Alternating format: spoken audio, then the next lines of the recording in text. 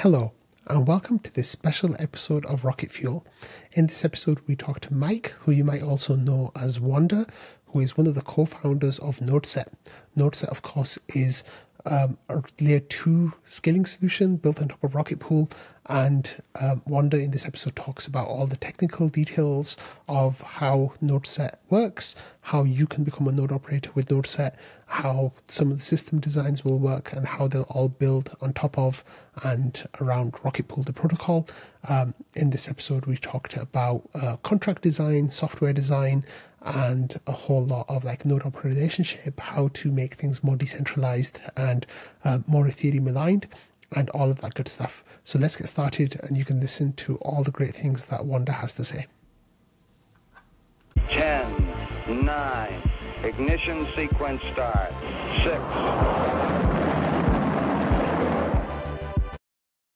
Hi, Mike. Welcome to this special episode of Rocket Fuel today. I'm so excited to have you back on the show. You are the first repeat guest for Launchpad. Not that this is a Launchpad episode, but it's kind of like a Launchpad episode, but you're the first person who's had a second visit to these studios. So welcome. It's so great to have you. Congratulations on testnet launch yesterday. I know that's a huge milestone. How have you been? Like, where have you been? I've not seen you in the Rocket Pool Discord for a while. Yeah, well, we've been building something. It's kind of important. It's called Constellation. And yeah, if of course, most people, I think, listening to this will probably know who I am at this point. But if you don't, I was a very early Rocket Pool contributor, and I've, done a lot of different things. Helped a lot with early governance, wrote a bunch of early RPIPs, and, I've kind of chimed in here and there. But for the most part, a couple of years ago, I started a company called NodeSet, which actually came out of the Rocket Pool community, where I met Nick, my co-founder, and he was on the show last week. So I'm sure that everybody's listened to that too. But yeah, we've been very hard at work developing this thing called Constellation, which I like to describe as a layer 2 for Rocket Pool. It's will help Rocket Pool scale. And yeah, I'm excited to talk about it today. We just went to testnet yesterday. So if you're not a NodeSet operator, go to nodeset.io/join and you can come test it out. That's so cool. Yeah, I'm so excited about NodeSet. So we actually talked when you came on Launchpad last time before NodeSet, the company, had even started, right? Like, I think that you hadn't like registered or anything. At that point, it was just a little idea in your mind. And the conversations that were taking place on Discord at the time were very much about like, taking funds from groups and people and staking them yourselves, right? Like that was kind of being a professional node operator, kind of in the Lido model, but on Rocket Pool almost, but not permissioned or anything like that, obviously, but like, personal relationships and getting people to invest in you. Of course, that has changed a lot. And the very first ideas of your product at the time, we just knew as NodeSet, and then later Hyperdrive, and later Constellation, and all these names. But in that first instance, like, how have things changed? Like, are you guys like, what's happening? What is NodeSet? Yeah, so let's see. I guess it was about midway through 2022 when Nick and I met for the first time in person in Hawaii at HodlerCon. And we sat down. We had been talking for quite a long time about a couple of different ideas that had been bouncing around for the year or so prior. Within the Rocket Pool community, I had started a thread amongst people who were node operators and were interested in operating with other people's funds. So the term for this ultimately is a professional node operator. You're doing it, could be doing it as a hobbyist, you could be doing it as a professional, but we called it professional because the idea is that you need to be, raising your bar a little bit for your operation. If it's not just your money at stake, then, you have to be thinking a little bit harder about that. Of course. So maintain that professional reputation is important. So we started a sub thread about that, and it was one of the most popular elements of the Rocket Pool community for a very long time, and it attracted a lot of interest from outside of the Rocket Pool community as well, because I think a lot of people were interested in getting the node operator side of the equation without being a Rocket Pool node operator. So that's sort of a spoiler to basically what Constellation is. But the reason that we ended up going down this path was because we thought, well, at first, okay, well, we'll just go out there and, we have a lot of people that we know that want to deposit into these nodes, and we could write up contracts, you could do this, you could maybe develop a traditional financial fund, you could do all sorts of stuff. But that's where I sort of was when we were doing the last Launchpad episode. Yeah.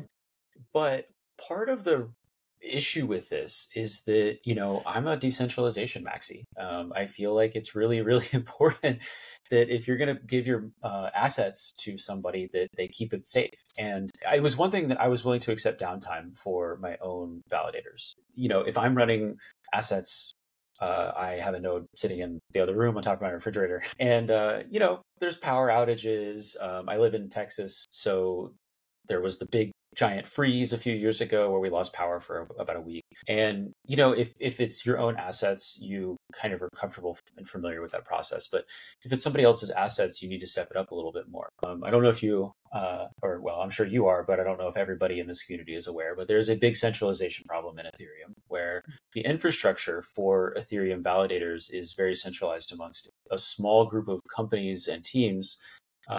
But so far, it's okay. I mean, Ethereum is very resilient. It's not a huge problem, at least yet.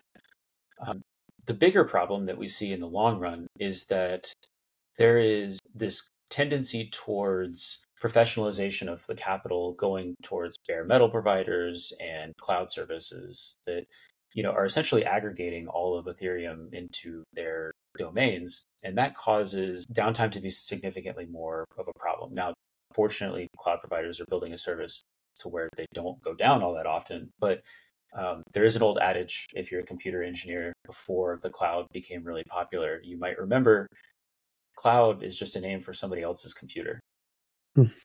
So exactly. When it comes to holding a financial asset inside of a computer, which fundamentally is what your private keys are, it's kind of a problem, right? When you don't want those assets to go down. Uptime means you're making money, they're productive, and downtime means that you're losing money. Then that's an issue, right? So when we were looking into this originally, we were thinking, okay, well, maybe we diversify. We put some, we were sharing all these sorts of different ideas on the professional node operators thread. We were saying, okay, well, maybe we run a resilient setup where you have 2 ISPs that you sign up with and put 2 internet, providers in your home. You can, ideally it's your home, right? Because then you have, your own network and, it's a truly distributed and whatnot. But, the ultimate problem, though, is that if you lose power in your home, that's still a big weakness. Okay, well, you can get battery backups. Well, what happens if your house catches on fire? There's all sorts of things that just kind of happen, right? And, the last thing you're going to be thinking about if your house is on fire is your node. Not me. Yeah. That's the first thing I'd be thinking. No, not quite. But sorry, wife and kids. Yeah, let me go save the node. Not quite. My house actually did catch fire last year, but we were able to contain it. So I understand it's a real fear. I've had nightmares about it. So, yeah. Absolutely. And I mean, it's a real problem. And I say that as an example. It hits close to home for you, but there are a lot of different reasons why running a node at home is a great idea for the Ethereum network and not so great of an idea if you're doing it for other people. And maybe you're willing to accept the downsides of it, but when it comes to being a professional, you have to do the best you possibly can. And if the cloud is the best you possibly can get, then, well, that's caused problems many times before. I still remember a story from, I believe it was sometime in 2020, that fateful, horrible year when Facebook employees, I guess they were just doing the transition to Meta maybe, they were all locked out of the headquarters because AWS was down for a day. So that doesn't seem right. And it's, they probably experienced a significantly larger amount of losses, financially speaking, than most node operations would, even most professional node operations. But the point being that if you're going to be a professional and if you're going to run assets on behalf of somebody else, you need to hold yourself to a highest standard as possible. So Nick and I were talking about this problem for a long time because Nick wanted to run a staking business. I was taking a similar approach to professional node operation. But what it came down to was we were both encountering the same problem. Resilience of infrastructure in Web3 is not where it should be. And we decided this is probably a bigger opportunity and also a bigger problem to solve. And so we did kind of take a step back and, have a moment where we were both like, I don't know, does this make sense? This is a little big. This is maybe too big. But, the two of us are very excited about this idea, and we kept talking about it, and we couldn't stop talking about it. And, we weren't making any money off of it, but we just kept talking about it. So at a certain point, we met up in Hawaii, and we're just chatting because that's, what you do if you're in the Ethereum community, you're chatting about technical stuff. And, we just decided we got to give this a shot. We got to try something. The world needs this. The world needs better infrastructure. So, with the tools that we have available today, the best thing that you could possibly do, and the best thing for the health of the Ethereum network, is to gather a large amount of people who know what they're doing to run infrastructure in a decentralized fashion from their homes, from their workplaces, and do it all in a completely decentralized way. So all of them in aggregate are going to be providing a high level of service, even if any one individual might go down at any time. That's the promise of Web3, is the promise of blockchain, is decentralization and resilience. So that's what NodeSet was founded to do. The fact that we came from the Rocket Pool community means that we decided to apply this theory and concept to Rocket Pool first. Yeah, that's really cool. So that's like not long after we recorded our episode, that's when, the idea of NodeSet really started. Like, you guys made your own server, Discord server, and people were like, hey, what's this thing?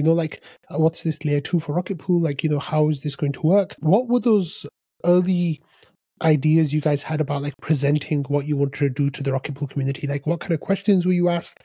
How did you come up with answers for those? Yeah, actually, one of the biggest questions that we had to answer was, how do we do this from a structural standpoint, not just technically? Because technically, well, it was certainly not a straightforward path, but the answers were a little bit more straightforward in terms of what needed to get done.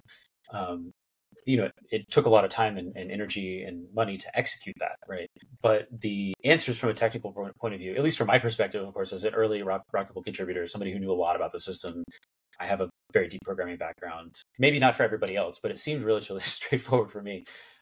But I think from a legal perspective, we were like, well, what do we do? Because, what we don't want to do is we don't really want to create some entity that its goal is to, take over Rocket Pool or like compete with Rocket Pool. And we want to ultimately serve the node operators that we're working with, not necessarily exploit them. We view that as one of the biggest problems with sustainability of existing systems. Lido is not exploiting its node operators, but its node operators are also the only ones that allow node operators in. So it's kind of exploiting everybody except for its large cohort. CSM is sort of it's a compromise, I would say, to try and sort of pull some heat away, I think. It's a Band-Aid on a bullet wound. Yeah, that's a great way to describe it, in my opinion, as well. So, one of the things that we needed to figure out was, how do we structure this in a way that's going to be friendly to everybody? Because what we can't do is, even if we were to set it up with the best of intentions, it could very quickly and easily fall apart if people don't understand that we have good intentions, or if we're accidentally incentivized to be making decisions that we think are good and we think will be okay for everybody else, but actually end up not being okay for everybody else. So one of the first things that we did was we actually applied for a grant from the Ethereum Foundation to study this problem. And the results of that are an open report that you can get, as everything that the Ethereum Foundation will grant for research and development. It's all open, which is great. I think that's one of the best things about this ecosystem, is that they actually require that. That's awesome. That report is still open and available. We have it. The links are still up. We don't really reference it all that often anymore. We mostly forward it to the EF and post it around. I don't think a whole lot of people pay attention except for the folks that were in the community at the time. But the report ultimately came from some of the most influential and well-respected attorneys in this space working at Fried Frank. They are the attorneys that advised Coinbase on the creation of their CBE. So they know staking in and out. Their tax guy there is just, gigabrain when it comes to crypto taxes. He knows everything inside and out. So fortunately, they knew that we were, an early stage project, and they were willing to, just work with us to try and help get things off the ground. So one of the things that we investigated was a nonprofit structure that we thought, maybe this will work out really well. But unfortunately, that didn't allow us to be able to really do any sort of coordination activity. We couldn't absolutely be sure that the government was going to respect the nonprofits stance that we had if even if we were doing things to the benefit of everybody, if there was sort of direct involvement that we were taking, that we couldn't get a legal guarantee that that was going to be okay. So I think in the last episode that Nick did, he referenced this and he mentioned that the NHL and the PGA Tour and a lot of sports organizations are like that. What typically happens is that those the NHL doesn't participate in a game, right? There are individual teams which are owned, they're actually for profit, but they're owned by individuals usually or corporations or whatever. And they can be for profit, which is what we wanted to do with the node operators. We wanted to be nonprofit and have them be for profit. But the problem with that is that we're not participating in node operation, but we need to be able to assist node operators in actually like doing their job. And we need to be able to create systems that allow them to do their job too. The line that was drawn. And so we decided, all right, well, I guess the best we could do is be a for-profit company and, set some rules in the sand, right, about what kind of mission we have. So the mission that we have as NodeSet is to be empowering independent node operators and ensure that they have the opportunities that large organizations are privy to right now. So we believe that this is ultimately better for everybody in the industry. And we believe that by taking this approach, we can differentiate ourselves from other infrastructure providers in the space.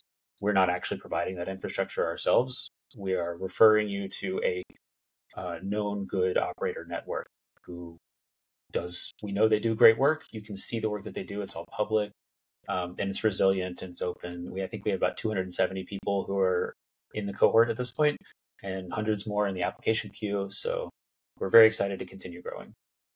Excellent.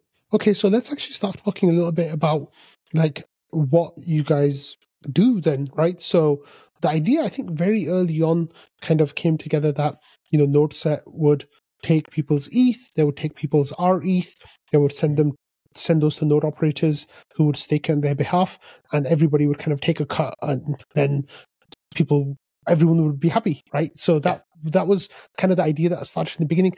I think that idea is kind of held true to where you guys have carried on with. Is that fair to say?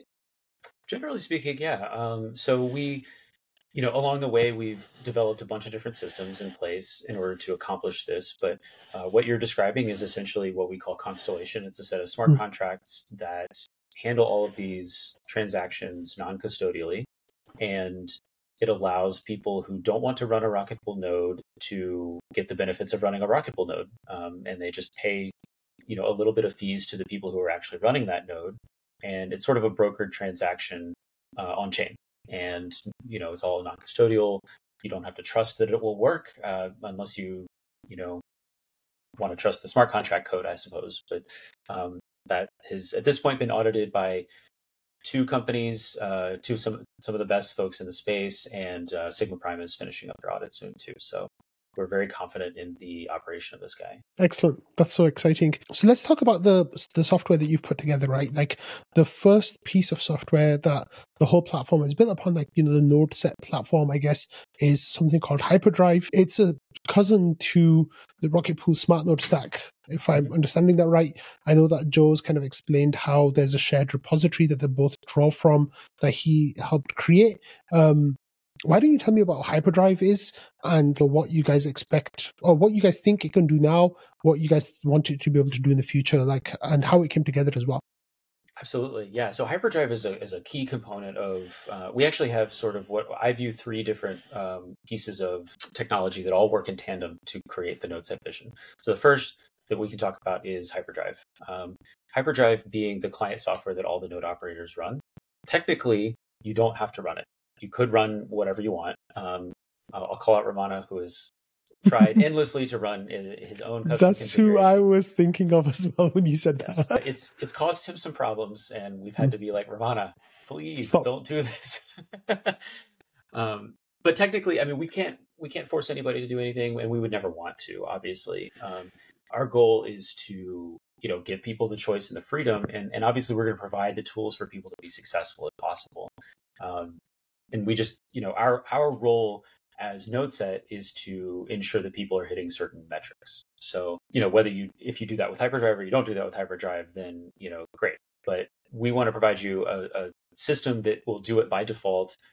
You don't have to think about it. You don't have to code your own stuff up. So Hyperdrive is, like you alluded to, the brainchild of Joe Klappis, who is a former Rocket Pool team member, and he was originally working on the Rocket Pool smart node stack for quite a long time. He's very, very experienced in this space, and we're very lucky to have him working with us. He's done some incredible things with Hyperdrive. What he describes Hyperdrive as is basically a more generalized Rocket Pool node. It will do everything that the Rocket Pool node does, but it will also do more. Now, currently, that's not necessarily true. That's the vision where we'd like to get to. Currently, it only supports Stakewise on our released version. NodeSet has a Stakewise integration for V3, which has been up and running for about since May. 3 months. So, 3-4 months now. 4 months, yeah. And, we have some other integrations in the works as well.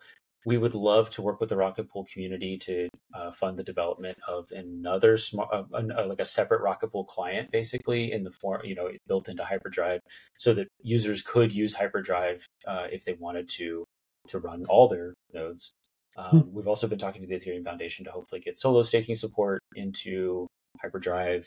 And there's a number of different other organizations that would love to see support for their ecosystems. That's where we'd like to get to long run.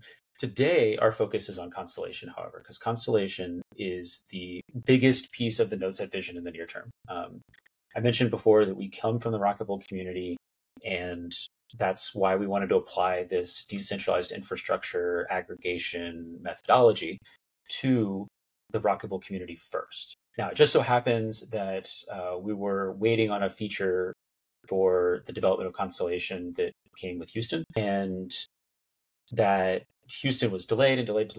So in the meantime, we were working on Stakewise, so that just happened to come out first. But Constellation is really where we've been spending the majority of our time and effort over the last couple of years. And so we're super excited to finally be on testnet with that.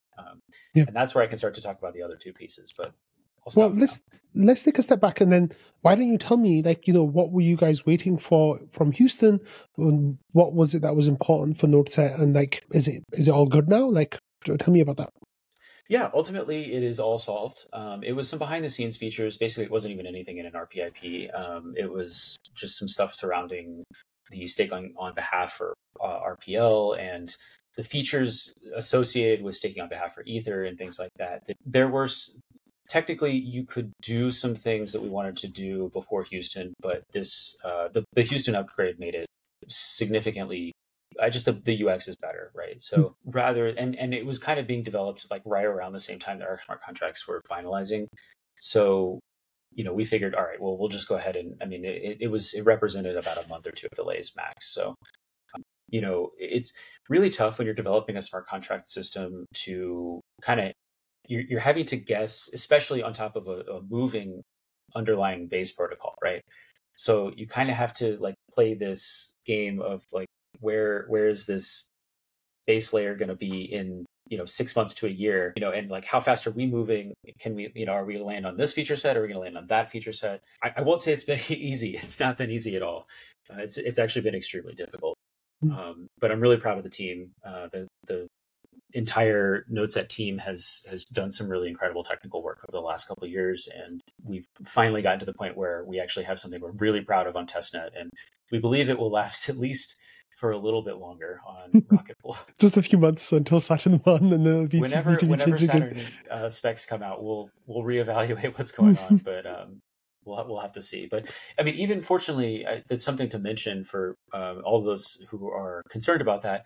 We'll be evaluating what happens with Saturn, and we'll never be compatible day one, obviously for a bajillion reasons. But there definitely is. There's going to be a lot of changes coming with Saturn, and so we're going to have to evaluate, what happens with that, right? How does that affect Constellation? Our hope is that we will remain compatible to the point where we won't necessarily have to be urgently upgrading, right? But we'll see. Fortunately, we have a great relationship with the Rocket Pool team. We talk to them very frequently, and there's a lot of back and forth. We tell them what interfaces they use or we're using from them. They tell us how things are changing. So, I think in a really good position to stay up to date if possible. Yeah. But I mean, smart contract development is very complicated and very expensive, and takes a lot longer than you think it will. And so no promises for anything. I don't want to promise anything to anybody at this point about smart contracts anymore. That's fine. So let's actually talk about smart contracts. So Yep, that's the part 2. Constellation, like that's all the system of smart contracts. There's a module on Hyperdrive that it kind of all tacks onto. Can you explain how that works? Like what's it looking like? Yeah, absolutely. So I'll mention it at a high level, and if we have some time later, we can go back and dig into that even more, because I think there's some really cool stuff inside of inside of Constellation that we are doing that, for example, Rocket Pool doesn't do. We've had the hindsight, fortunately, being able to see how they've done some things and how it works and how it doesn't work in certain circumstances. So we've taken a slightly different approach with a few things, and I'd love to detail those, but they're more like individual little things. So I'll back up and describe the entire large system for now. Constellation is a set of smart contracts. Specifically, it's not all that many, not including the utility contracts. We're only talking, like a half dozen, or maybe if you're being generous, like 10 smart contracts that are of substantive size.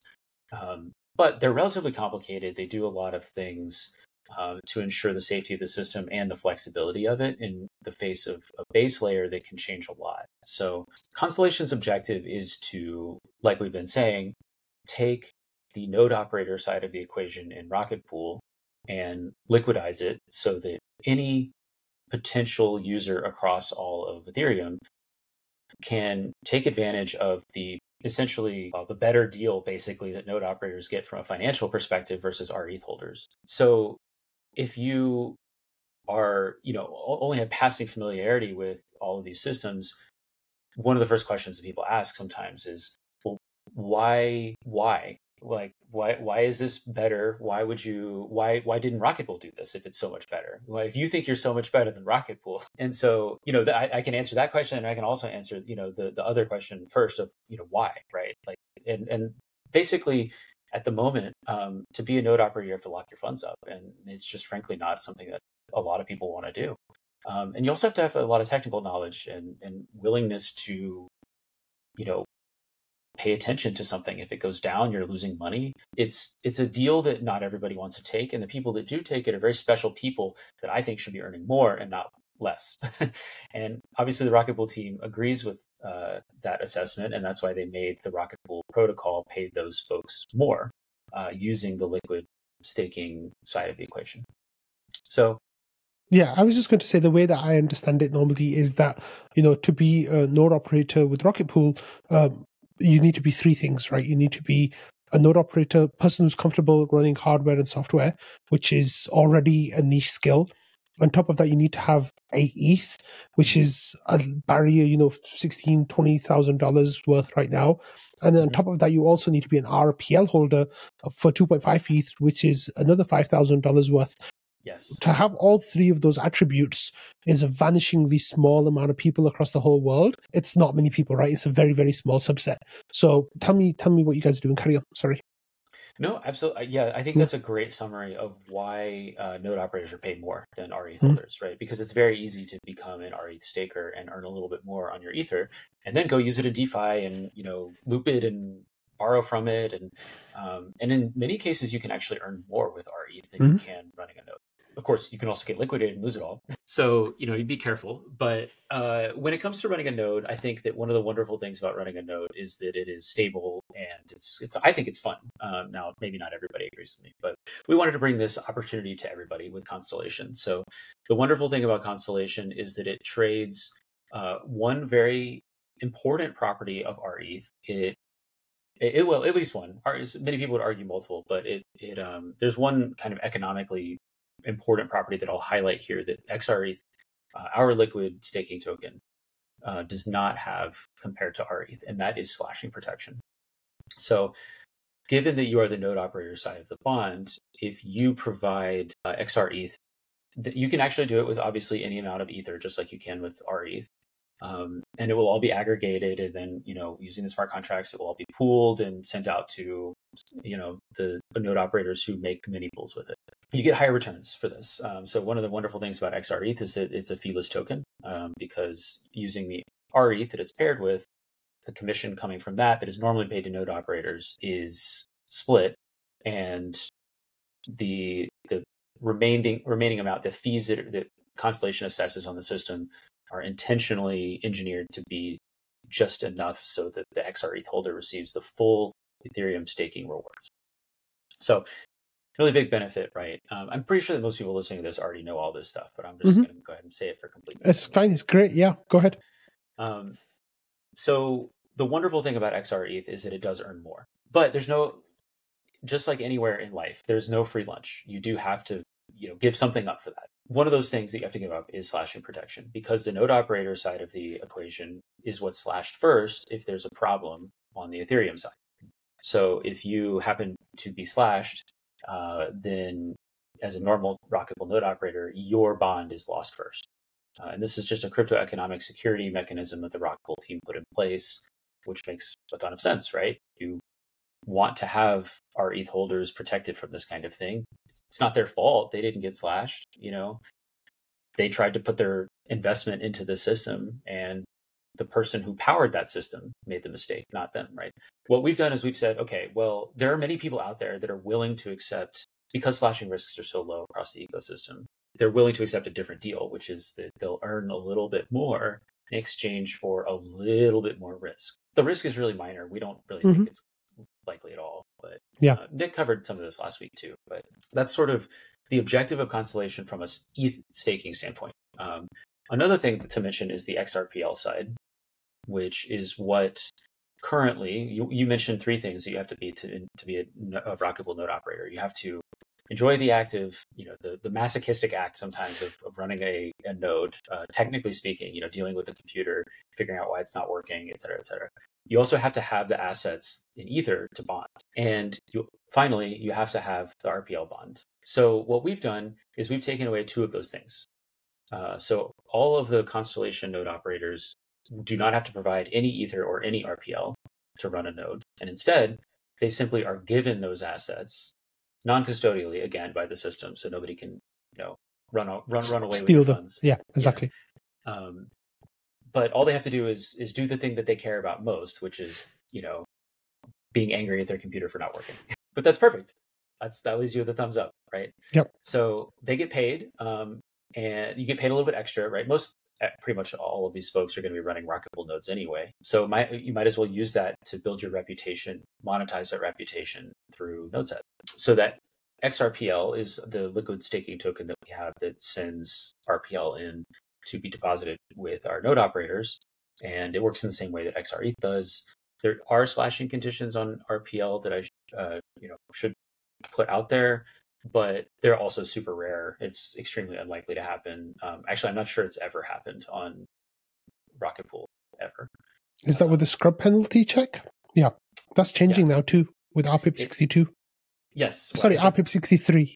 Yes, if that passes, then it will change. Yeah.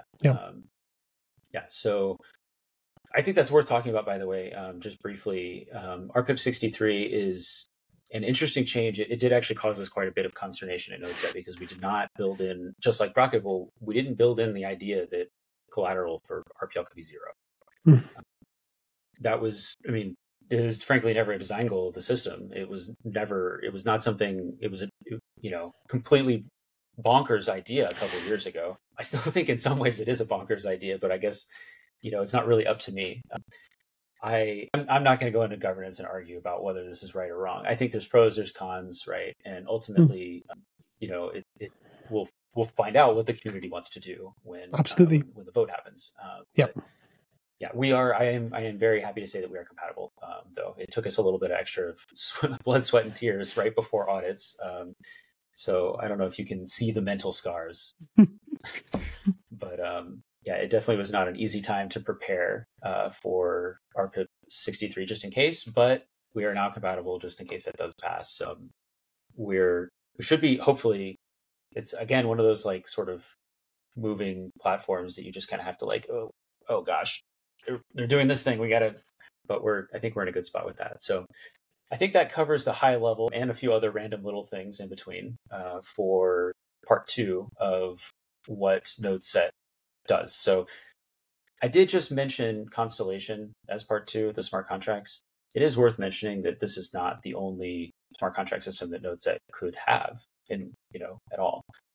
We've done some early exploration for other ideas as well, but I won't mention them right now. There are a lot of opportunities out there to improve protocols, not necessarily just staking, not even necessarily just Ethereum, maybe EVM chains for the most part, just because I'm very partial to the EVM especially. But I think that one of the wonderful things about NodeSet is that we're not limiting ourselves to saying, this is a protocol, we're a protocol, blah, blah, blah. No, we're an infrastructure aggregation system. We're not a protocol team, right? Next week, you'll have the Graviton team on here to talk about, their protocol, their instance of Constellation that they'll be launching. But we're simply just providing infrastructure for it. And we developed it. We're a development team as well. But the final sort of footnote on part 2 of what makes NodeSet is the ability to create smart contract systems that leverage this large decentralized network of node operators. So we actually have one interesting thing that we'll be releasing with Constellation that is not technically part of Constellation. It is actually a wholly separate thing. It's just a single contract, and it's actually very small, but it's what we call the NodeSet Operator Rewards distributor. And that is a contract which is it's entirely centralized right now. I'll be totally upfront, just because we had to build something that was going to, work first and then make it more resilient and better over time. But the NodeSet Operator distribution contract, the NodeSet Operator Reward contract is a contract that can be hooked up to multiple protocols where node operators working on behalf of, or inside the NodeSet cohort can earn from multiple services, and they can get paid for all of them through the same contract. So that brings us to part 3, which is our API and website, which kind of ties a lot of the permissioning systems together for NodeSet. So I'll pause here so you can ask some questions, which I'm sure you have. No, you've done a really great job of answering everything. I think that, with the hyperdrive system and then the modules that you can build on top of it, it's a really elegant design that, node operators will have as being node operators with NodeSet. I'm really excited about it because I've been selected as a node operator, and I'm excited about how I imagine it's going to be easy to do it. I haven't actually started yet. I'm going to jump on testnet soon because I have to. Did you know that I actually YOLO'd my mainnet validator straight onto mainnet without going through testnet? So I was like, yeah, I'll do the same thing for NodeSet. But then you guys nope, you can't do that. No, and that you're actually not allowed. Yeah. you're not allowed. Exactly. So I'm like, oh shucks. So I'm going to be jumping on testnet. That actually brings up an interesting point, right? So you just mentioned that the rewards contract is a centralizing contract. There are a few other things on NodeSet that are centralizing as well, right? Like the node operator set is chosen, by you guys. How do you guys reconcile that? What are your thoughts about it, and what are your goals to decentralize these different aspects of the protocol that are centralized? Yes. So actually, this is a great question, and I could talk about this for a long time. So please do. Yeah, you might have to cut me off. That's fine. Go ahead. So, I mean, I'll start from the top. So let's go from a very small, extremely technical point of view for Constellation. By far the most centralized portion of this is actually, yes, node operator rewards are going to be centralized and through this system, but I think that the much more concerning aspect of this that is centralized is the Oracle. That is a long story short. We had a partner that was going to be delivering us an optimistic Oracle for XRETH, and they unfortunately couldn't deliver that. So what that means is that sort of late in the game, we had to kind of scramble to come up with something, and better to have something centralized than nothing at all. So what we ended up deciding to do was just go ahead and create an authoritative Oracle. In other contexts, you'll hear it called a proof of authority system, where essentially there is one address which can dictate basically how much off protocol assets exist. Essentially what the job of the Oracle for XRETH, and like most LSTs, is to report the balance of validators on the beacon chain, because you can't retrieve that on the execution layer. This is unfortunately an intractable problem. It's just part of Ethereum. It's a difficult problem to solve.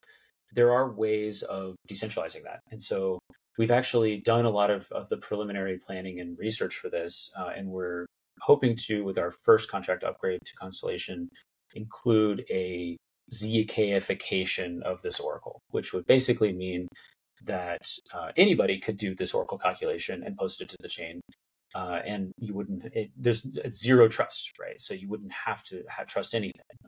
Currently, you will have to trust the Oracle, which is going to be reporting, the right number. Because if it does report the wrong number and the Oracle the person who could control that were to attempt a flash loan attack, they could drain the liquidity in the system. Now, it's worth pointing out that if that were to happen, no one who had XR ETH would lose money, right? The value of XR ETH would not, mess up. But it would not be very productive if somebody were to steal all the liquidity in the system, right? By, depositing a huge chunk and then updating the Oracle to be like some, large value, broken and wrong, right? And then they would withdraw all their assets and they would steal all the liquidity in the systems. So it is kind of stealing. It's also really, in that case, you're kind of breaking the protocol if you do that, right? And so this is, obviously, it's not good. It's not something that we want to have. I've just described a very serious flaw in the design of Constellation, right? It may sound like a kind of a deal breaker to a lot of people, and that's fine. I understand. One thing that I'll point out is that Arbitrum and Optimism work very similarly to this today, except for on a much grander scale. And we all generally trust that they're going to do their jobs. But obviously, there's a roadmap to decentralizing and making these sequencers more community oriented, but that is absolutely not the case right now. And it's not just with Arbitrum and Optimism. It's a lot of different L2s out there. And yet there are over 20 times as much activity on L2s as there is on the base layer right now. So I think that there is a pretty high chance that this is not going to actually be too much of a deal breaker for people, at least in the short term. But we are very, very cypherpunk. We're old school. We care a lot about security. And yes, if you found the person who happened to generate the Oracle key, I won't tell you who it is, but if you found them and put a gun to their head, maybe you'd find a way to exploit the system or something. I can tell you it's not me, so don't come chase me down. You're not going to get anything. I'm just going to cry, and you don't want to see that. No, and it's not me either. Yeah, no. It's not you either, as far as I'm aware. No. So yeah, anyway, the goal of one of our first upgrades is to fix this. So a flavor of the kinds of centralizing compromises that we've had to make in the short term. The reason is ultimately, as people might expect, or maybe not if you've never written a smart contract before, but they're extraordinarily difficult to do. It is extremely easy to mess up and have all of your funds stolen. It is extremely easy to make a mistake and have a bug occur and have none of it work in the way that you want it to. So, it's one of those things that you can't be too careful about. So that is what we hope to do originally. But unfortunately, we won't make it for the first release. It'll be out there soon.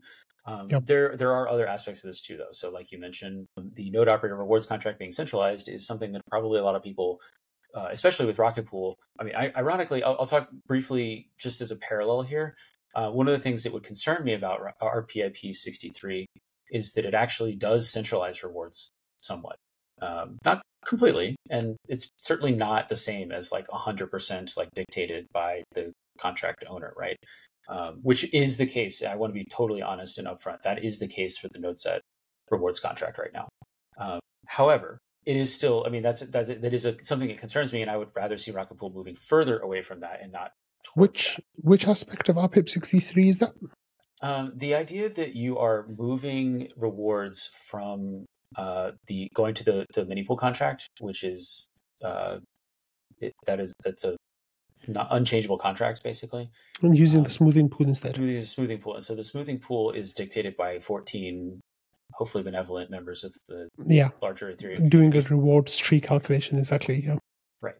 And so as a node operator, I will say that I've spoken to some folks that are concerned about that and don't want to see their rewards centralized like that. Like, I mean, it's unaudited code. There's a lot of things there. However, I also recognize, again, pros and cons. I'm not here to discuss RPIP 63. I also don't want to trash it either, because like there's some really cool stuff that it does. Like enabling ETH-only mini pools is actually a really big deal. And even if you have some trade-offs for it, right? So the community will make that decision, whether it's comfortable with a little bit more centralization until Saturn happens in order to achieve this goal. I come from a very like, well, any step towards this is bad. If you're already away from it, why go back, right? So that's where our goal is, to take the node operator rewards contract and also, as quickly as we can, create a ZK solution for that, where anybody can basically just go across the entire chain, read the data, submit a ZK proof that they ran a program correctly, and then that contract will respect that. So that's ways off, right? I'm going to be honest, it's not going to be there tomorrow, but that's the goal, is to get to that eventually. And you'll see the same kind of theme repeated across all of the centralized aspects of NodeSet. There is one aspect that is going to be very, very difficult to decentralize, and that is the permissioning aspect. Are you a NodeSet operator and are you not?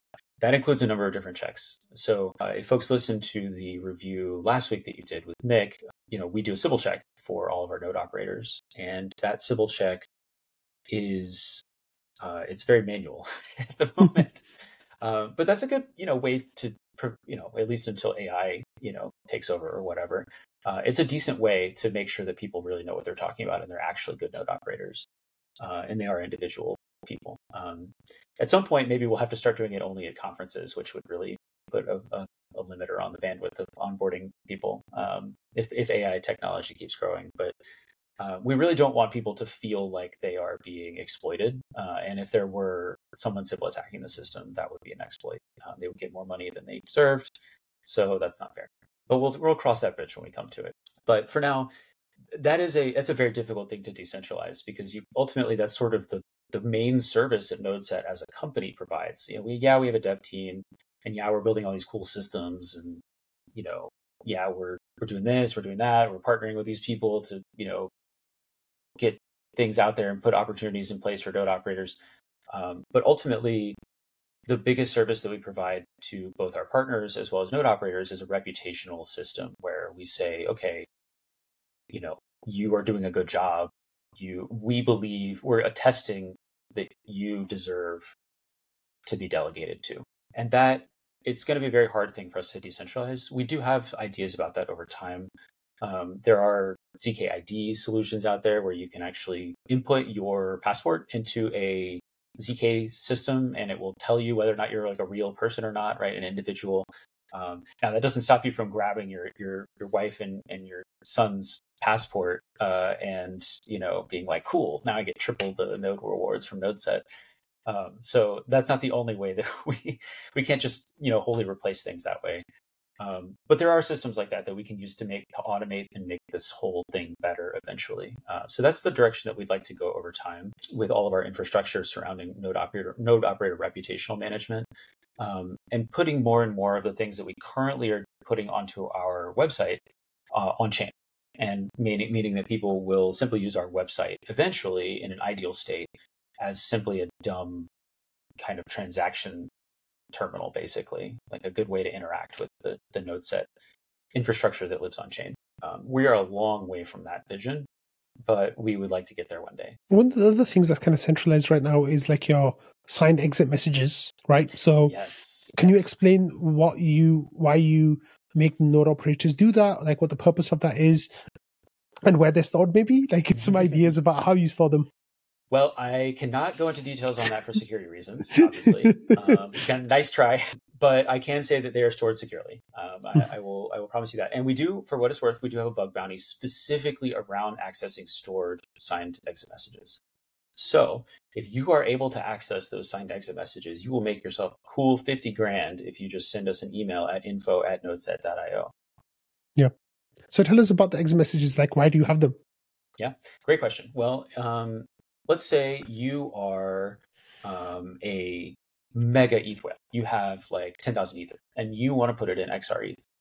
Awesome. Thank you. We would love to have you. Yes, please. you will make a ton of money doing that, right? And it's going to be a great deal for you. But one day you decide, you know what? I think I'd like a beach house. I should buy a boat. So you say, okay, well, I'd like to withdraw some XR ETH and make it into a beach house or a boat or whatever I decide I want to do because I'm ultra rich. To do that, you're going to need to exchange it on, but probably a secondary system. Probably the secondary market. So let's just talk about that for now. So you're going to go in and you're going to say, okay, I'd like to turn 1,000 Ether into a yacht. So to do that, I'm going to take my XR ETH and I'm going to go to Uniswap or I'm going to go to CowSwap or whatever, and I'm going to hit the swap button, right, and get a bajillion USDC. Now, what this is going to do behind the scenes, right, most people probably listening to this are aware of how market forces work. Supply and demand, right? If there is a large amount of supply and somebody else on the other side is buying it, that means the price of that thing, on these decentralized exchanges will go down automatically, right? So what this means is in that case, most likely what would happen is the XR ETH would get changed to ETH, which would then get changed to USDC. Now the liquidity for ETH is huge, so they won't really impact the price of that at all. But because let's say there's only, we'll be generous and say there's 100,000 XR ETH out there right now. And in your case, if you've got 10,000 and you sell 1,000, that's 1% of all the XR ETH in existence. Only a small fraction of that is going to exist as liquidity on a DEX. So it's going to make the price go down. There's a remedy to this, just the same remedy that Rocket Pool has with our ETH. And it's this arbitrage where ultimately, if the price goes down versus what the protocol thinks it's worth, somebody will purchase it at that lower price and then go to the protocol and redeem it for what it's actually worth, and then they'll make a tidy profit. So that arbitrage play is in place with Constellation as well. However, one of the things that we have noticed about Rocket Pool and just other systems in general is that the more liquidity that you keep outside of being productive for the sake of redeeming and redemptions, the less, ultimately that the system is earning for its users. So there's sort of this kind of dynamic where you want to have as much liquidity as possible for the people that are withdrawing so that you can stay on peg as you have a lot of peg pressure. A lot of this I'm sure Rhett will talk about next week too, because he's a very deep DeFi expert. But the way that we solve things on our end is the same way. We just want, but there is a downside, right? In that, like, the less liquidity that we have, the more XR ETH actually earns because it's deposited into validators and it can earn more money. So these are kind of opposing forces. So to reconcile this, you want to really have as low as liquidity as possible to serve the needs of withdrawals of users. However, that makes for a really bad UX if people are like trying to arbitrage and they can't because there's not enough liquidity in there. So in that situation, I swear I'm getting back to your signed exit messages. About to do it right here. Okay. Well, yeah. I swear to the listeners that it's about to happen. I promise. The signed exit messages are the way that validators can be forced to exit and add liquidity back into the system in case it's necessary. So let's say in your situation where you're redeeming 1,000 Ether and somebody else is on the other side of that equation and they say, yeah, I want to arbitrage that. So they flash loan, they arbitrage that, and then they try to exchange it with the system. If Constellation doesn't actually have enough liquidity in it, then that transaction will fail and XR ETH will stay below peg. So our goal is for that to not happen, meaning that if there is no liquidity available in the XR ETH vault, then we're going to be looking at that and saying, well, that's not a good thing. We need to be looking at the number of validators that are out there and seeing which ones would make the most sense to actually exit right now. It's worth mentioning, brief aside, Rocket Pool actually doesn't have this mechanism. So Rocket Pool is still able to, be on peg all the time because node operators will voluntarily exit to arbitrage themselves. It is not a perfect mechanism for a variety of reasons. One of the biggest is that node operators don't like exiting their nodes. So they're willing to let our ETH accrue to a pretty significant, premium before they're like actually going to try and go out there and arbitrage it. But it does ultimately work. So we could have just used that mechanism if we wanted to. But we felt that since Ethereum in the next upgrade with Pectra will have a smart contract call to do this automatically, to exit validators from the withdrawal address, which in our case is just a smart contract. It'll all manage itself automatically. So therefore, we figured, why not introduce this system early? We already have to do this for Stakewise validators anyway, so we already have it built. So we'll just go ahead and enable it for this as well. I will mention that this is something that is disableable inside of Constellation. So if it becomes a problem or issues with it for some reason, then we can just disable it. So, it's not ideal. The other thing is we don't really want, it's not really in the node operator's best interest to arbitrage in our system because they don't have anything at stake. So there's this sort of extra need to try and get people to leave the system if liquidity is necessary. But ultimately, I don't think this is going to be much of a problem for longer than, the next 6 months. How long is Pectra going to take? 6 months, hopefully. Yeah, Q1, maybe Q2, 2025. Yeah. They were saying Q2 earlier this year. Well, it's been divided into two now, so Pectra 1 and Pectra 2. Hopefully, Pectra 1 will come a little bit sooner. So, yeah. Ideally, yeah. Okay, so let's talk about Section 3 then. Like, we've had 1, Hyperdrive, 2, the smart contract modules. What's 3? 3 is ultimately what I was talking about before with the permissioning system. So in the future, that will all be ideally part of 2. But we're a long ways away from that. So right now, what we do is we simply have a website, which is an authoritative source of who is and is not a node operator on NodeSet. And we have a backend where we can, give people that permission or remove it from them, right? If they mess up and don't do stuff. Realistically, it's going to be quite some time before we're able to decentralize that. And it's also, unfortunately, the only piece of what we do that is not open source. Everything that we do is open source except for our website.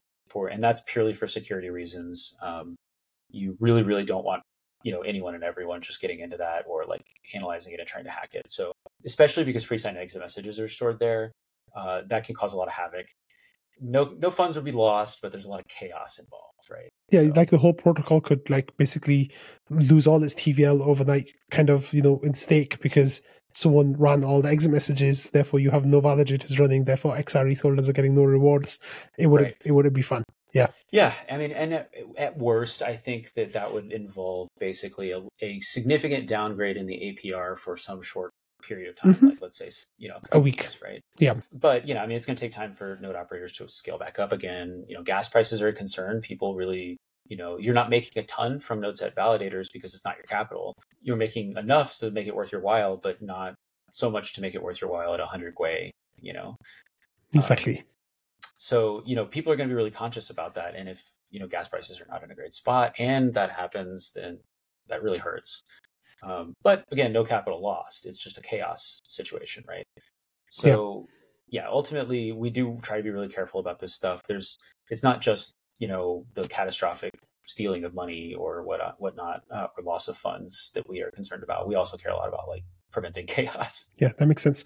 So, Wanda, why don't you tell me a little bit about how the process, the user experience is for becoming a node operator and how that works? Can you tell me what that would look like? Absolutely. Yeah. So it's pretty straightforward. If you go to nodeset.io/join, you'll fill out a form there. Right now, it's just a Google form. We are working on automating this, but frankly, it's just not been a priority for us.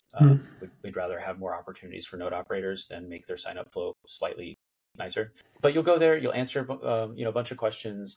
Most of the questions on that form are optional, and they are essentially help us understand our node operator cohort a little bit better so that we can provide you a better service. And I know that sounds really cheesy, but I promise it's true. When we talk to potential partners about making a service available for our node operators and what it takes for that to happen, is this a good fit? Are we a good fit? Is decentralized infrastructure a good fit for your protocol, right?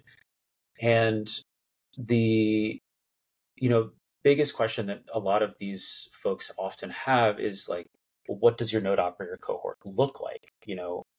Is it worth going through all the pain and effort of integrating, or for us to pay you to integrate, or for us to work out some deal, right? If there is no real value that we can get out of your system simply because we haven't been designed for it, or maybe you guys have a different set of operators who don't care about what we're doing, right? So every once in a while, we have done some surveys. We did a heavy compute survey of our node operators in the past. They tried to determine, a couple of different sort of random options. how much are you willing to get paid, and in what form, right, to do a particular type of task. What kind of like hardware do you have on hand right now, and what would you be willing to purchase, right? These are all random sort of questions that actually have no bearing on what we're doing currently, but as long as you have enough hardware to run an Ethereum node, you'll be just fine.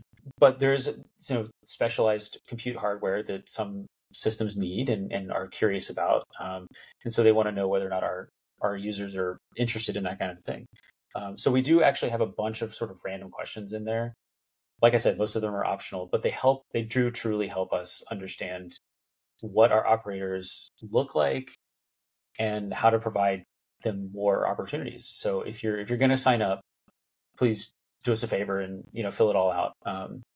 We're not going to use it to like spam you or anything like that. We will sign you up for an email sign up list, which I think we've sent out 2 emails to. We're going to pick that up a little bit more when Constellation comes out, and we try to keep it like really, really high signal to whenever we alert people to anything. So, but yeah, basically the process is you go there, you fill out the form. The most important thing on the form is going to be a signature from an existing node that you're running, proving that it's yours. And the reason we do that is because we only want to onboard people that know what they're doing, ultimately. That means that you need to have a node that you're already running. If we get to the point where we are seeing a lot of folks, or we're just like flush with capital and in the systems and not enough people to give it to, basically, then we'll consider changing or relaxing those requirements in some shape or form. But that's not where we're at right now. We're really lucky to be part of the Rocket Pool community, which has so many really incredible node operators who are really really technically talented. So there are instructions on that form. If you don't know how to generate a message, it'll help you do that. It's really easy with the Rocket Pool smart node stack. So you could just go ahead and do it. It's a single command. You just copy paste the output. That's all there is to it.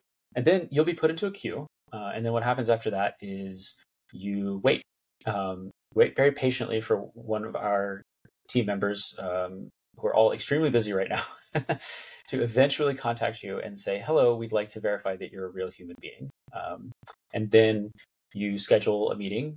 It can be a video call. If you see us at a conference, we can just say hi, and that's fine too. If you're in the queue and basically we put you through the civil process. I alluded to it earlier. Nick, I think, talked about it last week, but the process is super simple. There's no gotcha questions. It's not a job interview, right? And you don't have to tell us your name.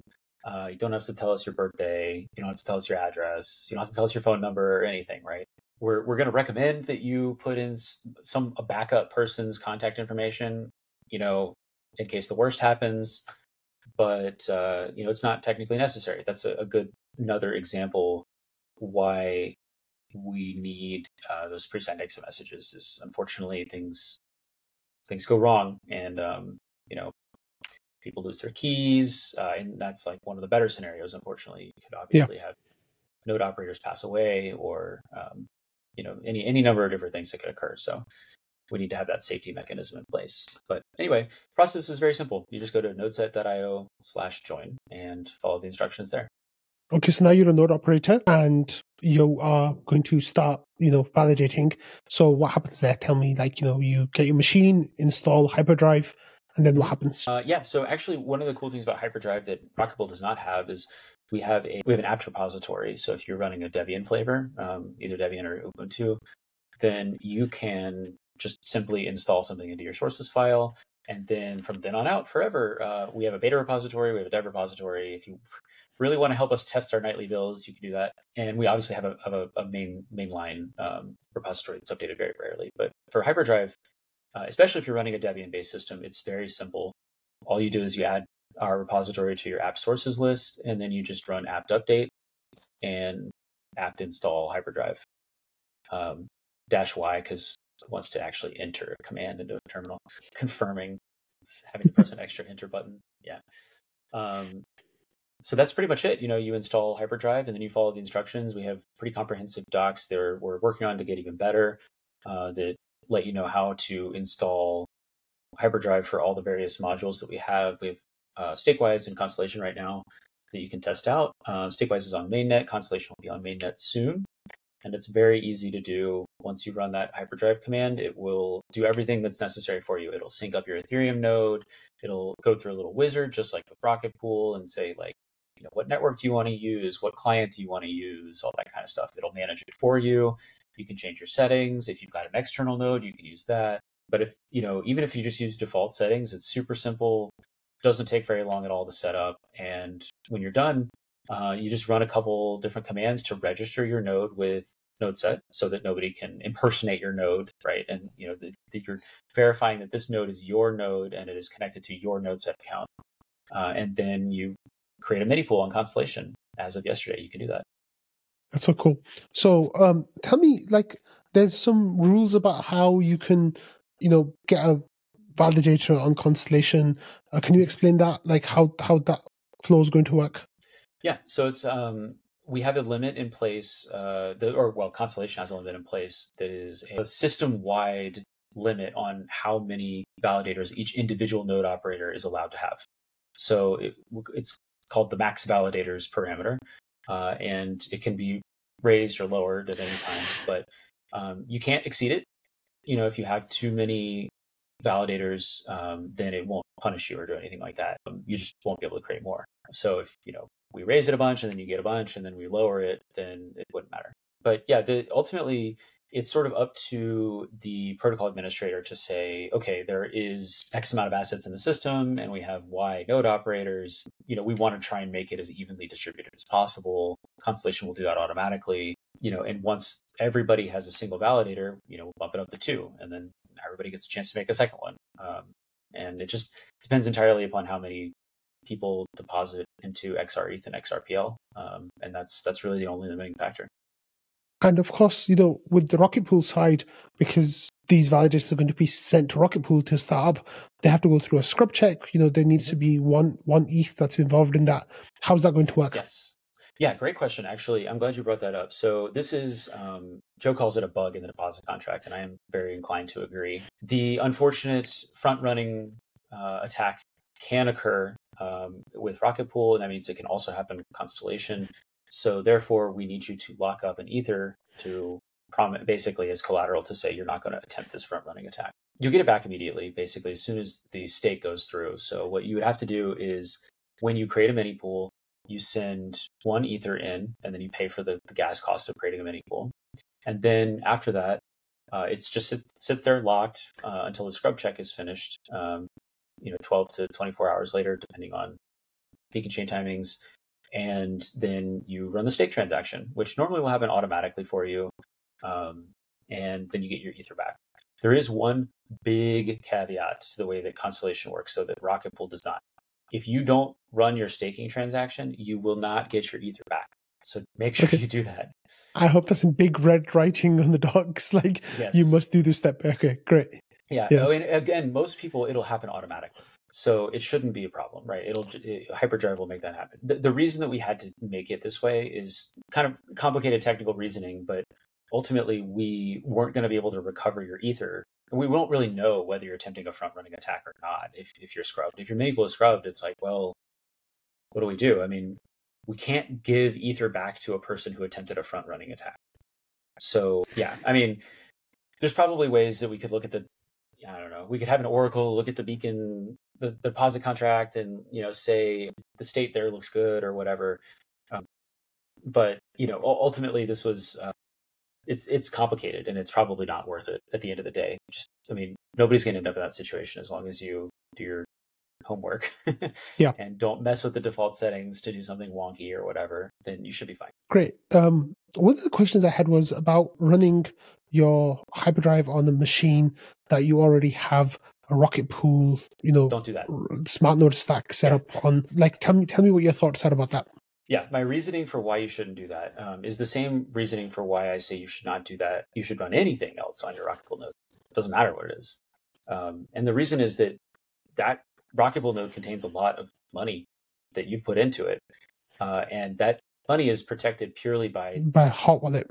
Yeah, whatever safety measures you put in place for that wallet. Now, you have to sign from it. So some people who are advanced users are going to use Web3 Signer or some other kind of mechanism to do keep their private keys separate from their node and all that kind of stuff. Those people, I'm not talking to those people because they know what they're doing. Who I'm talking to is, me. Well, the average person, right? I mean, like the non Yorick Downs of the world, right? If you're Jim, you know what you're doing. If you're Joe, you know what you're doing. If you're anybody else, be careful. It's just good advice. I mean, frankly, for any system, you just shouldn't be putting any software on your node other than what's required to run it. That's just from a basic security standpoint, pretty important. Okay, and then is there a way to like save on bandwidth and like hard drive space by having any kind of like, reverse hybrid kind of situation where you have your clients on one machine and then, your hyperdrive is kind of like pulling that information from there? Like, how does that work? Yes, actually. So we have some node operators that run a Raspberry Pi with just their validator client and hyperdrive, and then they point it to their Rocketpool node. So you can absolutely do that. We call it external node. It's the same as external node in Rocketpool. It works the same way. We actually don't have documentation on that right now, but we'll be adding it soon. And it is pretty straightforward to do. So if you already have a mainnet node up and running, then you can do that. Yeah, I think a lot of people probably would want to do that, right? Like Rocketpool node operators. Yeah, sorry, carry on. Oh, I recommend it. I mean, I think that's a great way to do it. I will say the one thing that I'm going to recommend to people too, though, is that you should try to mirror whatever your mainnet setup is on testnet. And it makes it more complicated to do that if you don't have a testnet node up already, because if you're running a Rocketpool node on mainnet and then you run a Raspberry Pi with your validator client and hyperdrive pointed to that, now you have to have, if you're going to do the same thing on testnet, now you have to buy two Raspberry Pis, and you have to buy another NUC or whatever you're running. Yeah.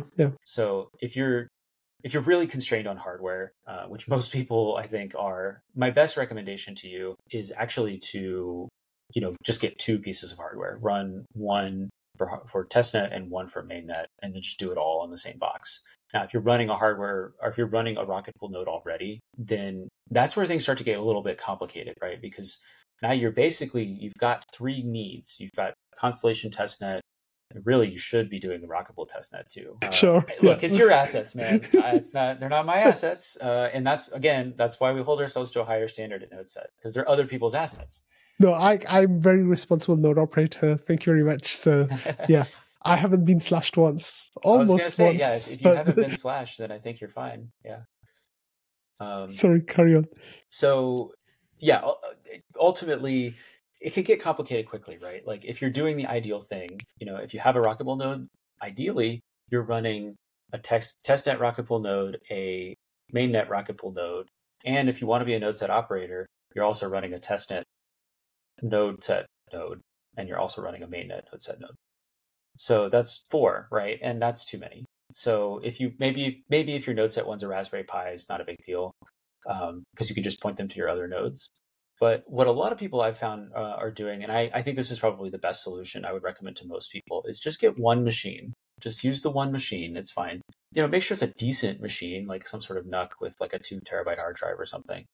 And then go ahead and put a virtualization solution on there like Proxmox. And that's a really great way to divide up your environments. One other thing that actually, I'll call it Steely Ninja, was talking to me earlier today about this. I didn't even think about this. I've always thought it was like a management thing, but he mentioned that it's actually very, very easy to get image backups going for a Proxmox. So every single night, he has all of his images automatically backed up.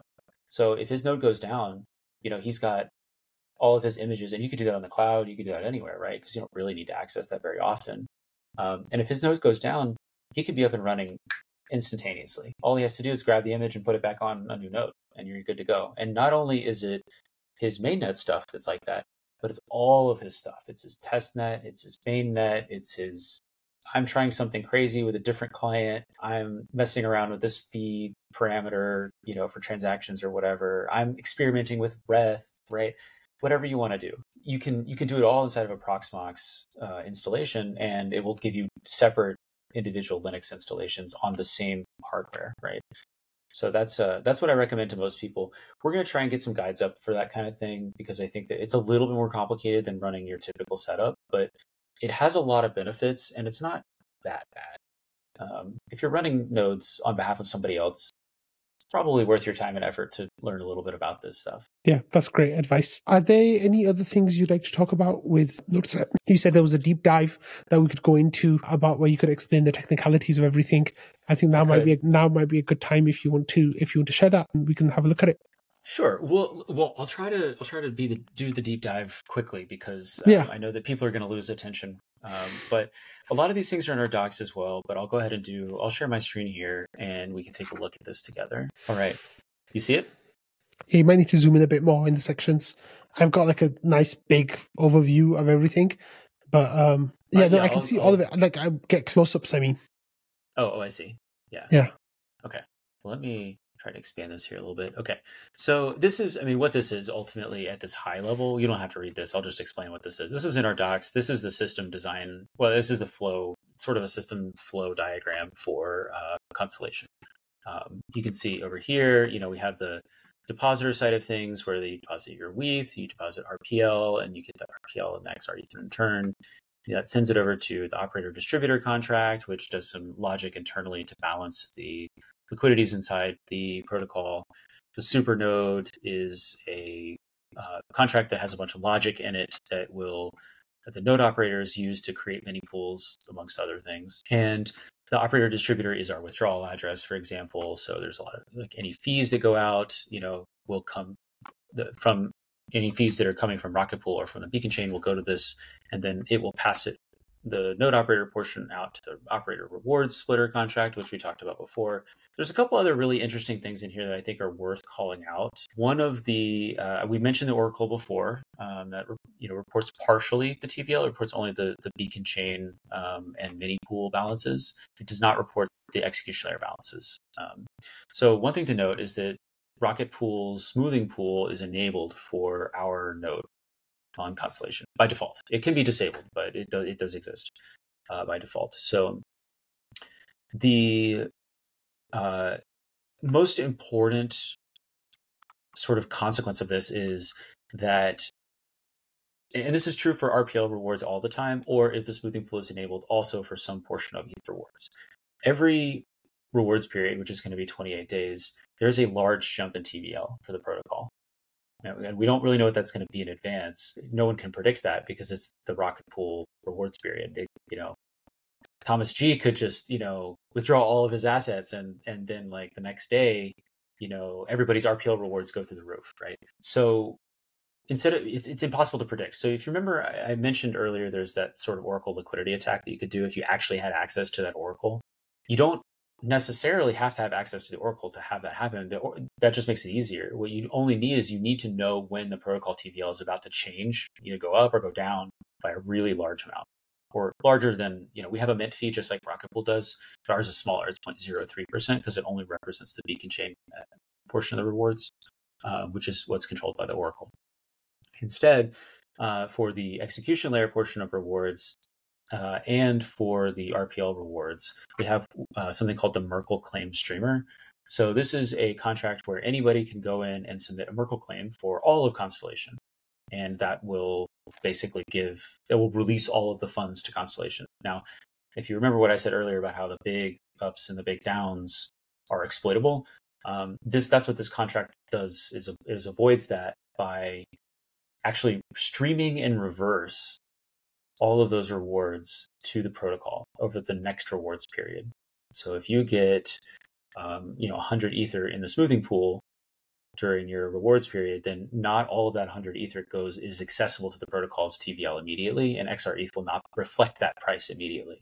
So that actually has some weird fun effects. I'll get into this.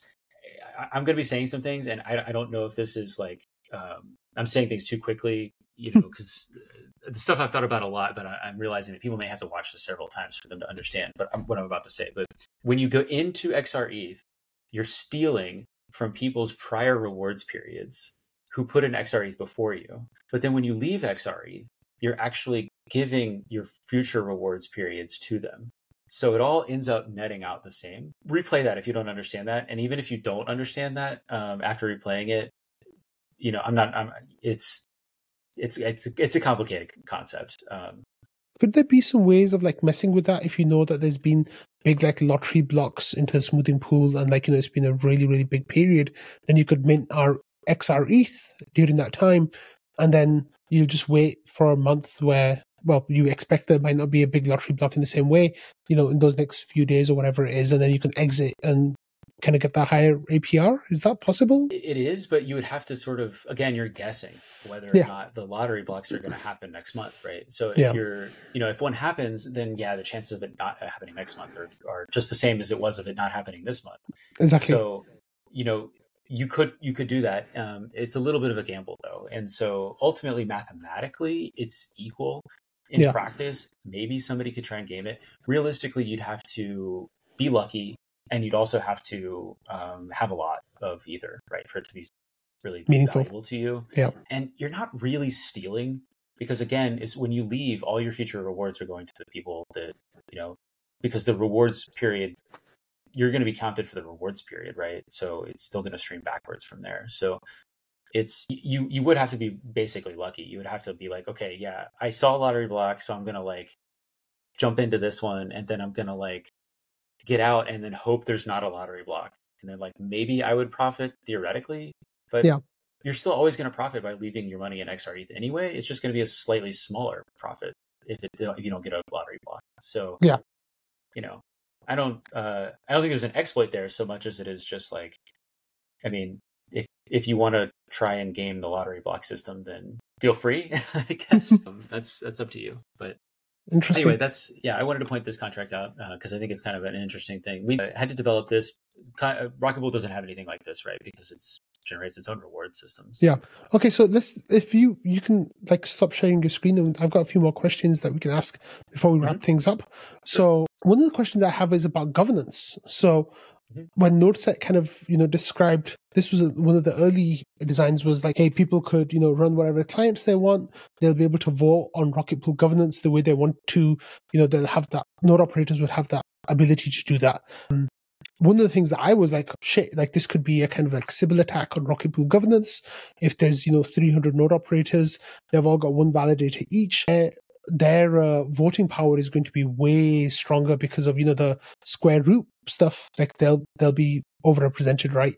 So that was a legitimate worry that I had about NodeSet. Is like, hey, you guys will be able to get through pretty much whatever RPips you want. That presumes we're going to get a lot of XREs. No, I'm just saying, like, in the scenario that would be an attack vector potentially, depending on how you approach that happening. You guys have decided a different path. So tell me what your thoughts are, what's been going on, how that's going. Yeah. So, I'll start this by, prefacing that, probably most folks know this about me, but I've been part of the Rocket Pool community for a very long time. So I was instrumental in helping Rocket Pool's governance start, right? I wrote the voting RPIP. So I'm very familiar with the way that voting works, and I want nothing to do with it. It's not because, governance is messy or difficult or painful or obnoxious. It is all of those things. But it's mostly because we don't view that NodeSet as, we don't necessarily want NodeSet to be an influence into the system, except for the fact, if there's an existential crisis, right, for Constellation, then we might consider, I'm not even sure it would help, but we might consider doing something with that. But as of now, there is no way to vote with the RPL inside of Constellation. So this is actually, I think the bigger problem with this is not going to be governance attack vectors or, sort of like social attacks or whatever. I actually think the bigger problem that is if NodeSet got really, or not NodeSet, but if Gravitas Constellation got, or other instances of Constellation got a ton of TVL from inside of Rocket Pool, there could be quorum issues for voting. So that's a bigger concern, I think. It's like the functioning of the protocol, and then another one is defense. Part of Rocket Pool's defense against bad proposals for smart contract upgrades is this challenge mechanism, which we also don't have coded into Constellation at all. Again, mostly the reason being that we don't really view Constellation as it's not an entity, so it can't make decisions, right? So who would make the decisions for the system? Would it be the admin, right? And I don't think that is like very ethical for the admin to be making decisions for for everybody in the system. You could argue that there's like some sort of, shared goal due to, the shared system that everybody's using, and, maybe like you'd be voting in favor of that. But realistically, a lot of what goes on in Rocket Pool actually doesn't concern Constellation. And, a lot of it will, but a lot of it will not concern it in a direct sort of operational sense. It'll be more of like in an economic sense, in which case we view that as really more up to the base layer governance. Nick and I, generally speaking, are actually, ironically, given my contributions to Rocket Pool governance, we're both very anti-governance, and not like we hate governance, but like we're very anti the concept of like putting governance into things, because it often leads to disagreements and, just sort of artificial slowness sometimes. We'd rather ossify things. We'd rather, if possible, make something just code, right? And have it work the same way every time. And if not possible, then, kind of explicitly acknowledge that, instead of making some governance system to sort of patch it over and say like, oh, well, the community will figure it out, right?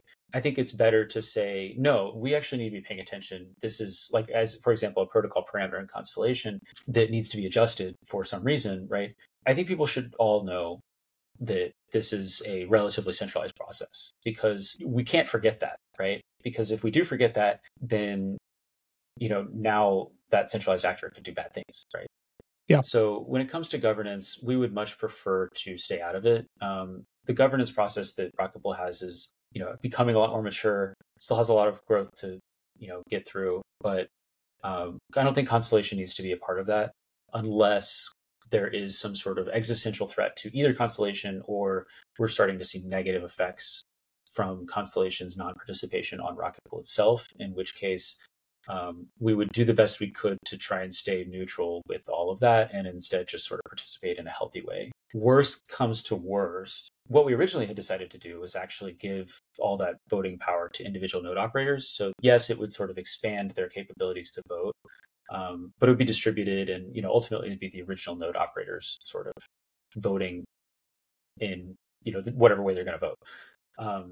For a variety of reasons, that ended up not being the way that we decided to go with things, but I think in the long run, with the architecture that we have here, if we had to do anything with Rocket Pool governance in the future for the sake of the health of the protocol, almost certainly we would probably do some sort of stopgap solution just to like get through the difficult period, and then recognize that as a problem that needed to be solved, and prioritize that by implementing some sort of node operator voting process within Constellation to, have everybody vote and say like, okay, everybody gets one share, right? That's a wonderful thing about a Sybil protected system, is you can actually have one vote, one person.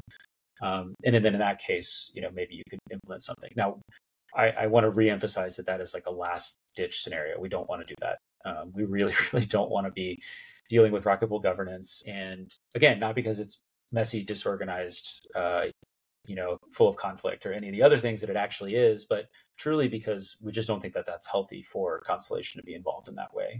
Constellation it's not an entity.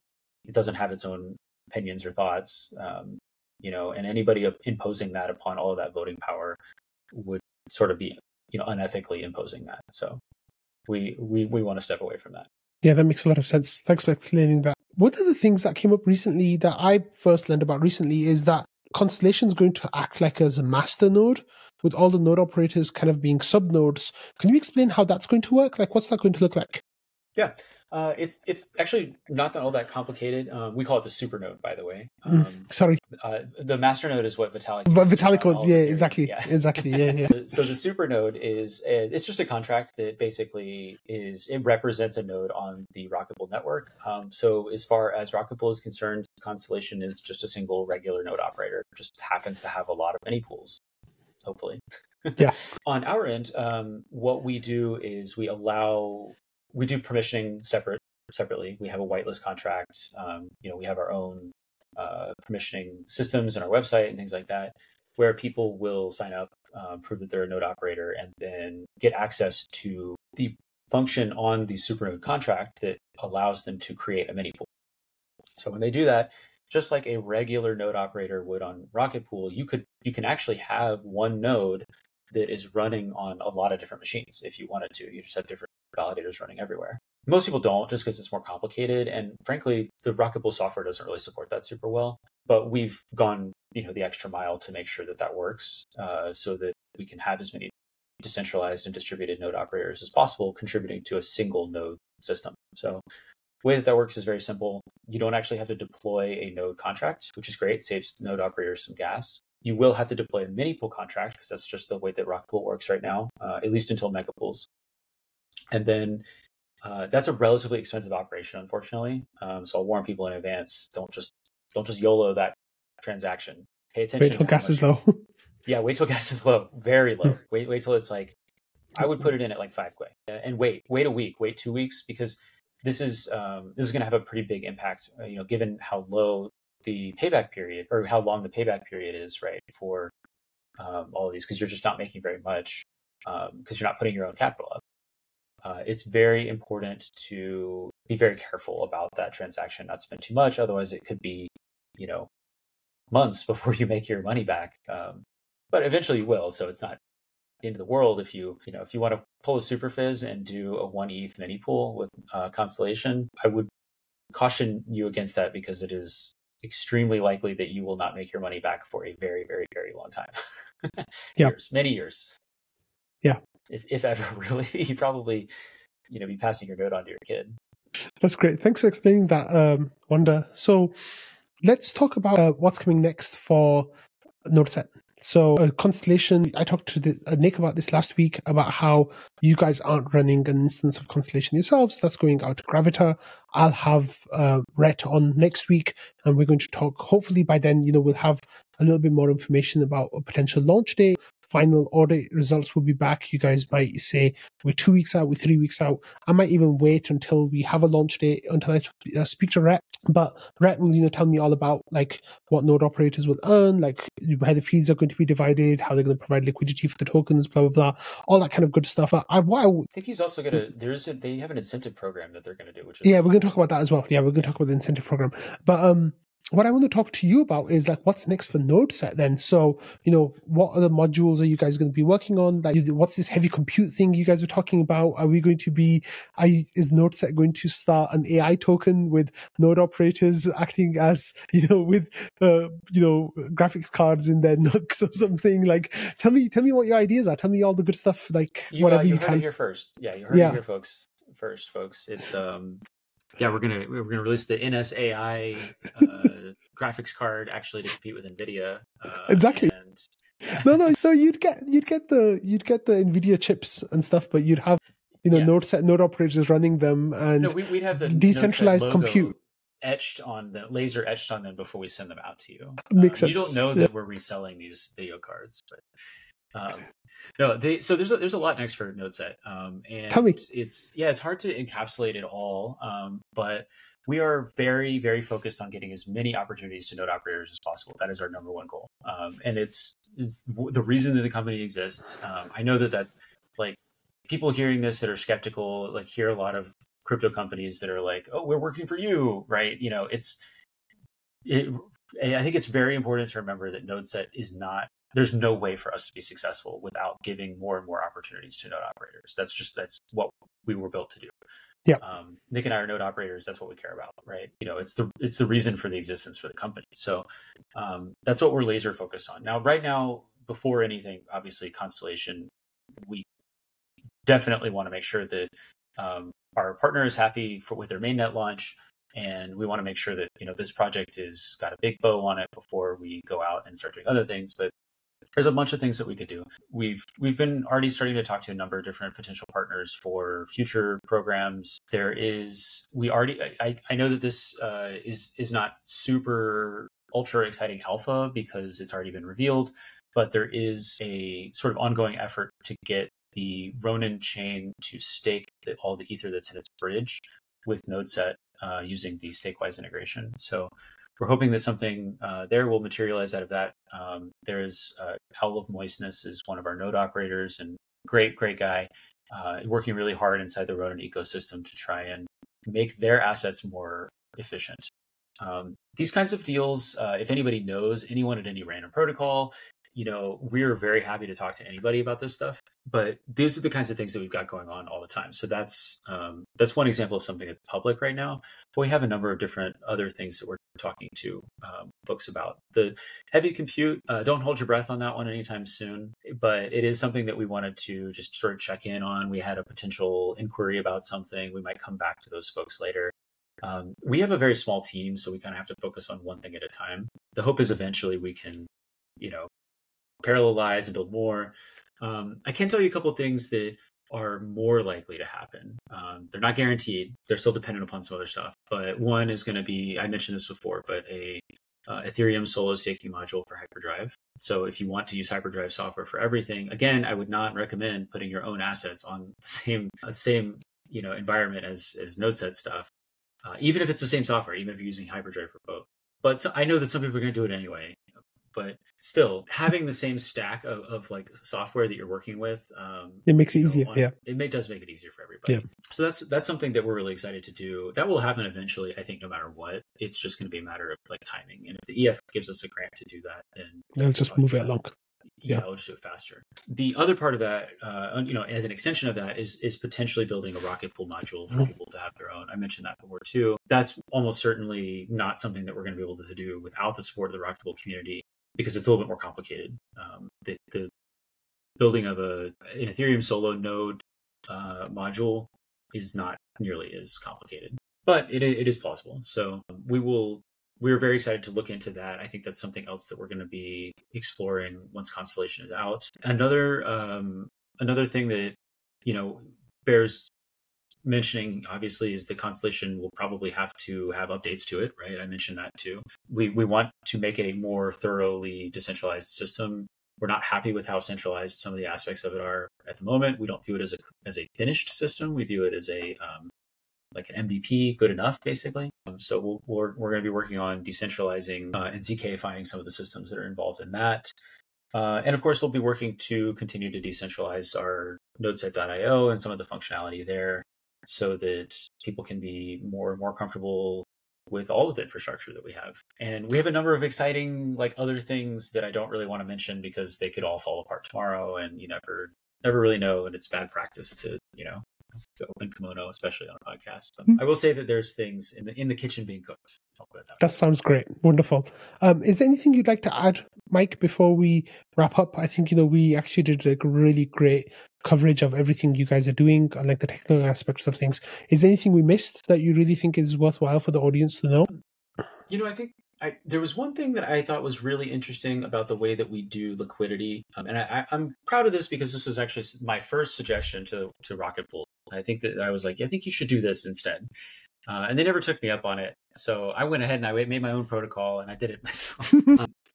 So the way that we do liquidity in Constellation is a little different. Instead of the deposit pool for Rocket Pool is just a hard number.